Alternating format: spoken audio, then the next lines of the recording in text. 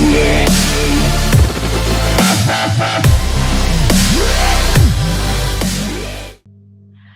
semuanya, saya Liza nih dari podcast kelompok 2 dari kelompok KD. Nah, kita semua ini mau bahas tentang vandalisme di tengah maraknya virus corona. Nah, saya nggak bakal sendiri aja di sini, bakalin ditemenin sama Stella, ada Fahmi, ada Aindra, ada Anwar Hibatullah, dan ada Aljabar. Hai. Halo. Nah, nanti juga ada terakhir nanti ada narasumber kita dari salah satu dosen Universitas Budi Luhur, Prodi Kriminologi, nanti masih rahasia ya. Nah, terus langsung aja nih, kita mau bahas tentang vandalisme sendiri. Nah, di saat masa penyebaran virus corona, di pertengahan bulan April 2020 dihebohkan dengan munculnya kasus vandalisme sendiri kembali di tengah masyarakat. Kebanyakan orang lebih tahu nih tentang hoax atau pembegalan maupun perampokan, tetapi hal yang satu ini masih awam ya di telinga masyarakat, tetapi ya belum diekspos lah belum terlalu diekspos gitu ke publik. Nah, saya bakal jelasin nih vandalisme. Pertama ada pada April 2020 terjadi aksi vandalisme di kota Tangerang yang berupa tulisan berisi pesan provokatif. Nah, ini ada kaitannya dengan satu kasus lainnya, tidak lama berselang, itu ada kasus di ruas jalan kota Cimahi yang tulisannya itu yang meresahkan warga karena dalam simbol-simbol yang menandakan itu kelompok anarko. Nah, kasus dua ini itu kayak saling berkaitan karena keduanya itu dilakukan oleh kelompok anarko sendiri. Nah, tersebut dijerat oleh pasal 14 dan pasal 15 Undang-Undang Nomor 1 Tahun 1946 tentang penyiaran berita bohong dan pasal 160 KUHP tentang tindakan menghasut di muka umum dengan ancaman hukuman maksimal 10 tahun penjara. Nah, lanjut aja nih, kita bakal nayangin eksklusif nih, kita wawancara sama pelaku yang sering banget melakukan vandalisme dulu ya. Nah, coba kita tayangin dulu videonya. Udah.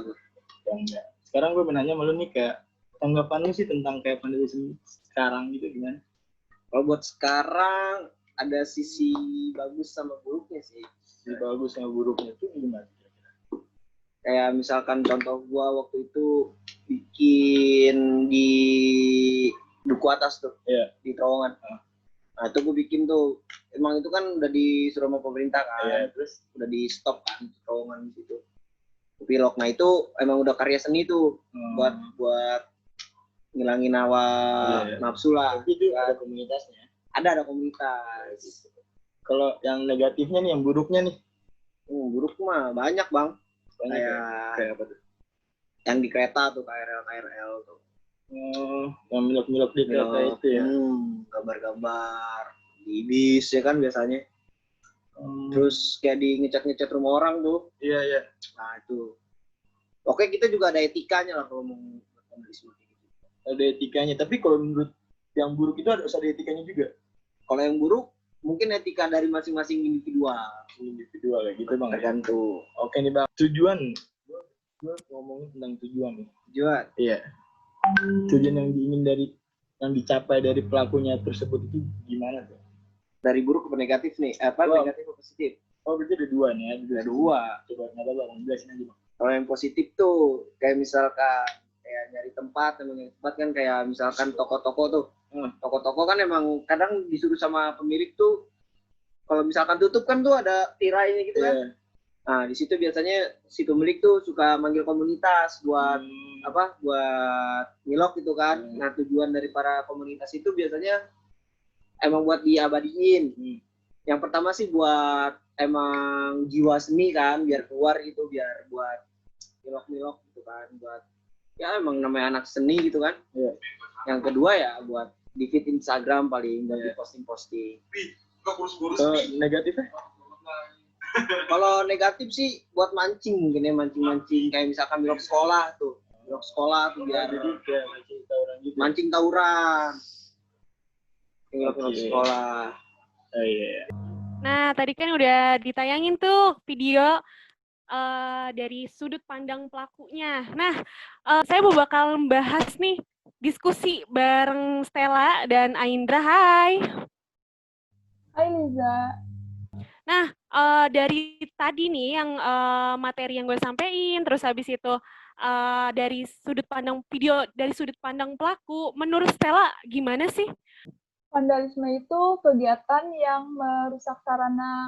Menurut Stella sendiri, pelaku, kan tadi kan dia bilang ya, dari pelakunya ada sisi positif dan negatif nih. Nah, menurut Stella sendiri, apakah dibenarkan atau positif apa nih vandalisme termasuk positif atau negatif nih? Negatif. Kenapa? Karena kan mereka merusak sarana umum, sarana pemerintahan, terus kayak transportasi umum gitu. Gitu aja sih. Dah, oke. Kita lanjut aja nih, mau ngobrol-ngobrol bareng narasumber dari kita, dari kelompok kita.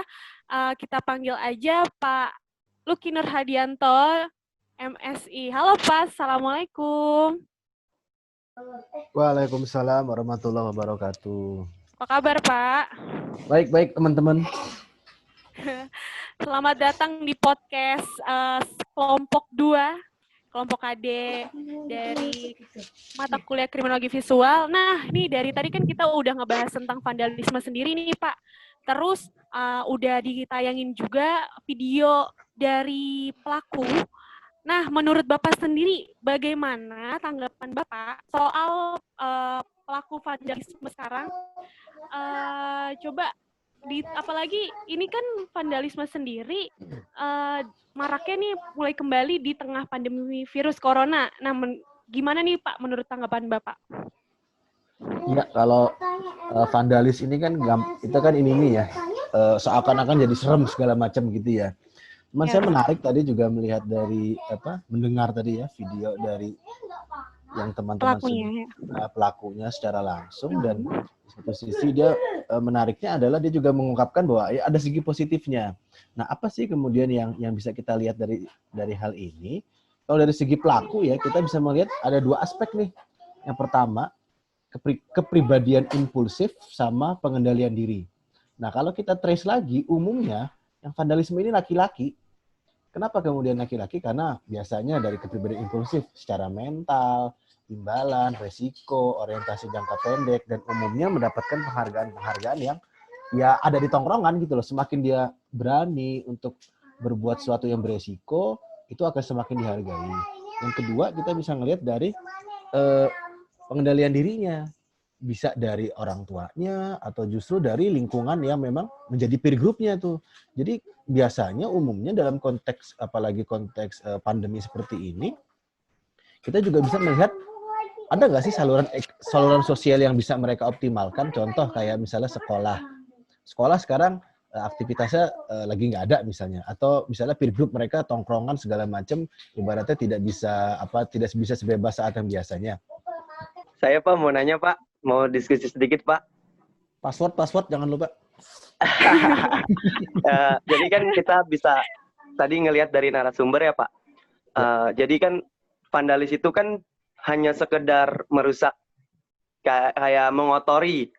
Tapi kan di mata hukum jatuhnya merusak fasilitas umum ya Pak. Ya. Nah, jadi kalau misalkan, jadi apakah bisa sih Pak tindakan vandalis itu? Kecil aja sih, kayak misalnya gini.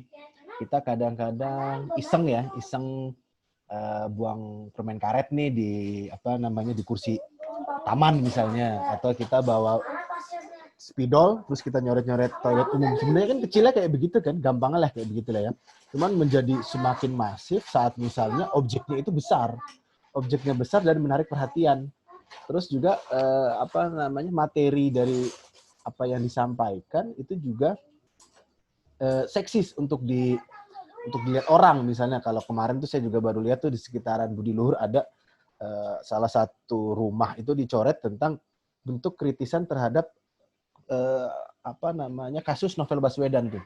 Ini kan sebenarnya suatu hal yang menggelitik ya dalam tanda kutip ya. Kita tidak suka dengan vandalisme, tapi dengan konten yang kayak begitu kita juga merasa ter-aware nih. oh ternyata masyarakat kita yang dalam tanda kutip anak-anak nongkrong kayak begitu peduli juga terhadap situasi hukum di saat pandemi ini misalnya. Nah, bagaimana mencegahnya? Yang paling pertama kita bisa melakukan fasilitasi.